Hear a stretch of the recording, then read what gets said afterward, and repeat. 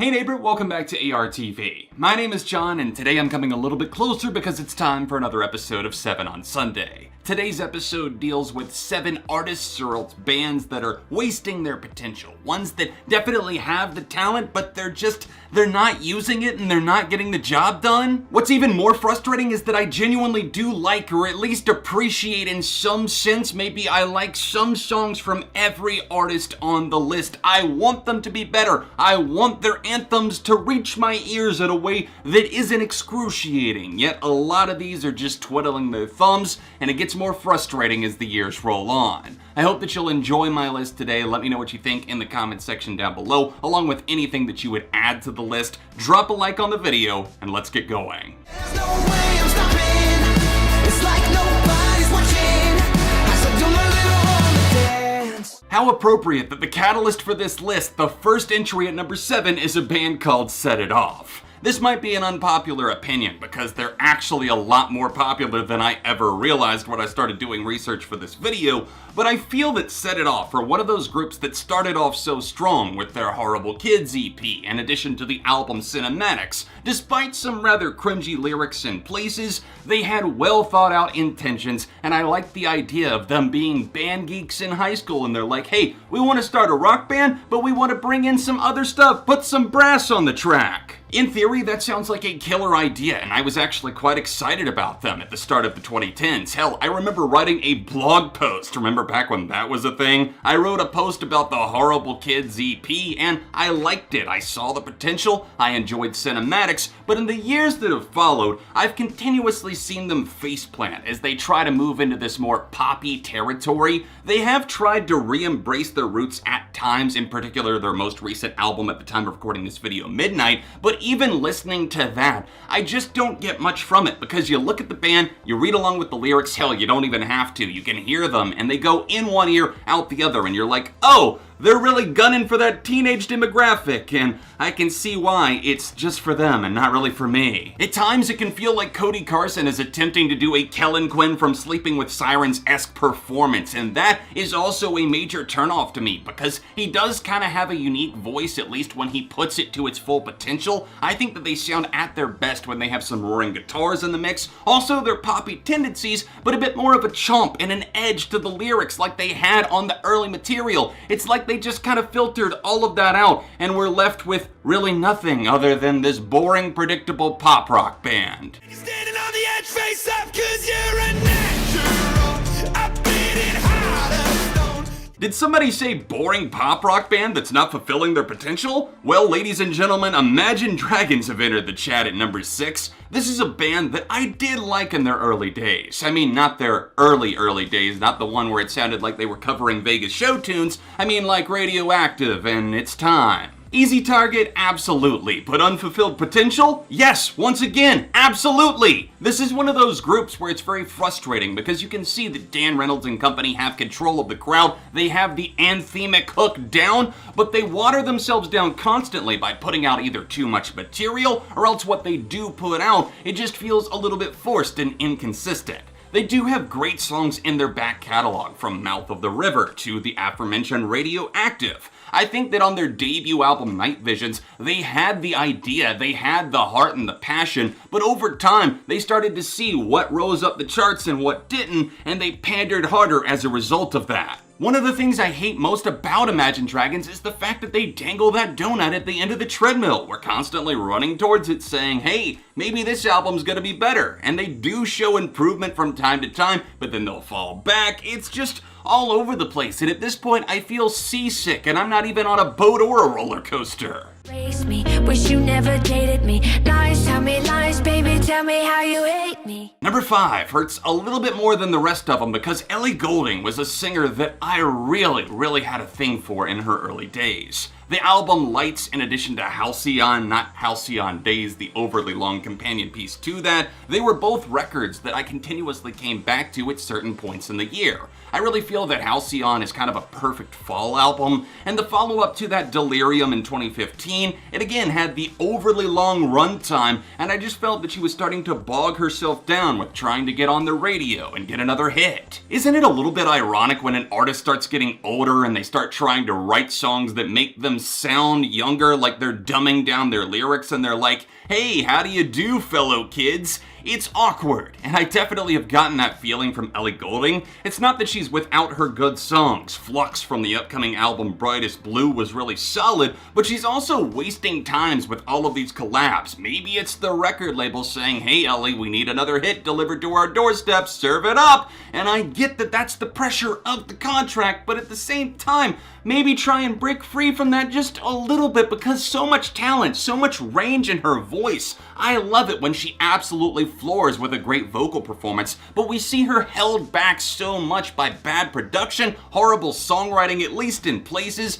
and also a lack of real attitude. Not to say that I don't like Love Me Like You Do, but when that song got all over the radio and then Burn in addition to that, I started to see this really repetitive sound that didn't feel anything like the magic I got from something like Don't Say a Word or Figure 8 or even her big hit song Lights. Those all felt like lightning in a bottle, and now at this point, I'm just feeling not much of anything at all, and I could eat my words in 2 weeks' time if the album turns out being great, but for now, and everything that I've heard from it so far, I'm just not feeling like she's living up to that potential. Praise with your body, stand up, sing hallelujah.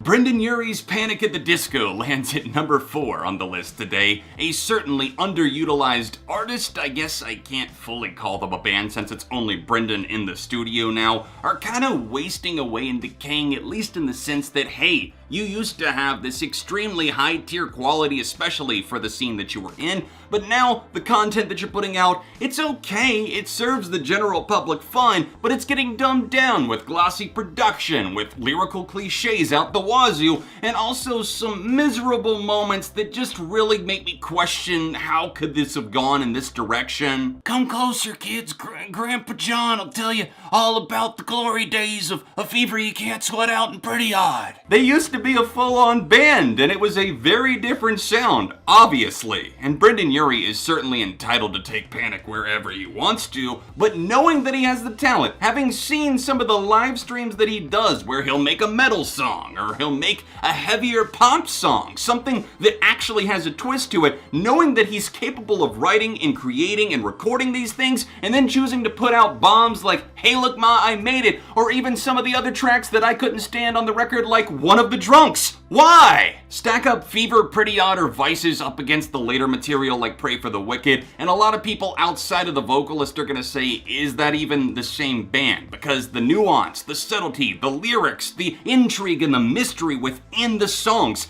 it's not there anymore. It's just very upfront 95% of the time. It's sad to see it come to that, and Brendon Urie is an insanely talented vocalist, but until I start seeing something more, at least on Panic's records, then I'm kind of tapping out on this one. I got a lot on my mind, I got a lot on my plate. I got these people around me, say that they love me, most of them fake. The hard rock band Highly Suspect quickly made waves in the music industry as they debuted in the early 2010s, putting out their first record Mr. Asylum in 2015 and wowing that whole crowd. It was a record that certainly won me over. It had a bluesy 70s hard rock sound with their own unique twist, and they followed it up with another solid album, The Boy Who Died Wolf. Both of those records are this, and then you have this over here in the shitter on MCID. If you're not extremely familiar with this band beyond a few songs, then you might not know that MCID is an acronym for My Crew is Dope. It's something that they've been saying for years, but they decided to title an album that, and their frontman Johnny, well, let's just say that he took on a rap alter ego, went in like 80 different directions within one album, and just had me pulling out my hair in the process as I tried to imagine in what world did the entire band just let this fly. Needless to say, the record was not well received by fans, and I know that Johnny has kind of a tenuous time with his own mental health struggles, and I don't want to pile onto that by just saying, oh, this album is so shit, but they lost themselves in the creative process here. They started running with any idea and saying, sure, I guess that works. I guess we'll throw a Young Thug feature on this track. I guess we'll let Johnny rap. It's something where they sat around and twiddled their thumbs, and even on the album's best tracks, it feels like something is lacking lyrically. Where is the punch? Where is the power? It's soul-sucking to sit through. You just hate to see so many of their talented band members just squandering all their potential and just standing around really doing nothing or else playing a synth in the background. You almost get some sense of secondhand embarrassment, and I'm not going to say that it's too late to turn it around, but they need to head back now or else this plane is going to totally tank and run out of fuel.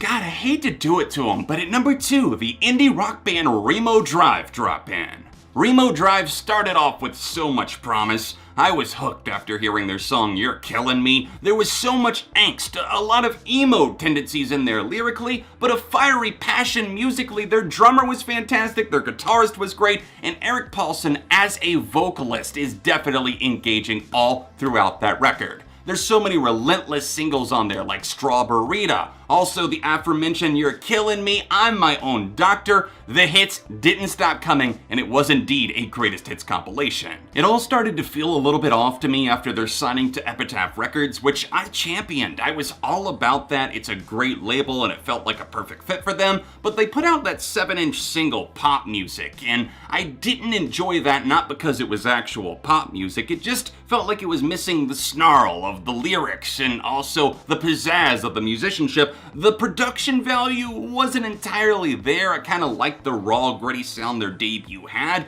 and from this point on, it just kind of feels like they've taken a vacuum to the most interesting parts of them, and what we're left with is this very okay, not awful, not something that I totally want to body slam, just an uninteresting shell of their former selves, and that goes for Natural Everyday Degradation, and also the follow-up to that, which just released here in 2020, Portrait of an Ugly Man. I absolutely hate that they are the first band that came to mind when I thought of this topic. Artists who are wasting their potential, but they kinda sadly are, and I know that some, including the band themselves, would disagree with that, and I totally understand that they've changed their sound, that they're trying to move into a more mature avenue. But again, there is maturing, and then there's being asleep at the wheel and boring your listeners in the process. And at this point, I've all but checked out as I've gotten another dose of NyQuil. 'Cause I don't care when I'm with my baby, yeah. All the bad things disappear. Sitting atop the throne at number 1 today on an achievement that no one really wanted is Ed Sheeran, a UK-based singer-songwriter that started off with a ton of potential. I know it's easy to scoff at him and say, ugh, his songs just get played on the adult contemporary station, I can't be bothered, but the songwriting on the early mixtapes, the production, the heart that was there, the way that he combined rapping and singing at times, it could get cringy, but also it could be kind of sincere and kind of fun to listen to. His debut album Plus isn't a perfect album, it's not a gold standard by any means, but even its follow-up that a lot of people kind of dismissed, I think Multiply is even better than Plus. Ed has a knack for making himself sound like he's in the room with you, just relaying his feelings, venting, blowing off steam, talking about girls and relationships, whatever it might be. It can get a little bit gimmicky, but it's not too syrupy sweet to the point where I have to turn it off. Now, as you know, the history speaks for itself. Ed Sheeran became a worldwide phenomenon, which is not something that I necessarily saw coming, but I wasn't mad about it because the quality of the music, even on that album Multiply, it was still there in my eyes. But it started tanking with the follow-up Divide. That came out in 2017, and a lot of the writing was very questionable. He was starting to mix things up, and there were great songs that were incredibly moving, like Supermarket Flowers, but then there were the ones like Shape of You that wouldn't leave the radio and wouldn't stop bouncing around like a pinball in the back of my head, and I just wanted to rip the back of my skull out and tear it out by the end of that year. As I understand it, Ed Sheeran is taking a hiatus from music as he reflects on himself, his music, his life, where he wants to go in the future. I hope that he starts to do something more interesting or else gets back to basics and finds a new way to infuse inspiration into it, because whatever he's doing now, it's not cutting it. It's so dry, it's so pasty, it's so boring, and I just want to tear the entire wall down. Now that we're unwinding at the end of the list, I would love to know your thoughts on any of the picks that I made today and what you would add to the list. What is an artist that you feel is wasting their potential? At the end of the day, it's all just my opinion. If you enjoyed what you saw today, then drop a like on the video, subscribe for the love of music. If you want to see last week's episode of SOS, then tap this card here, or tap here for another recent video. All of my socials, including my Patreon, can be found in the description down below, and I'll see you soon for more on ARTV.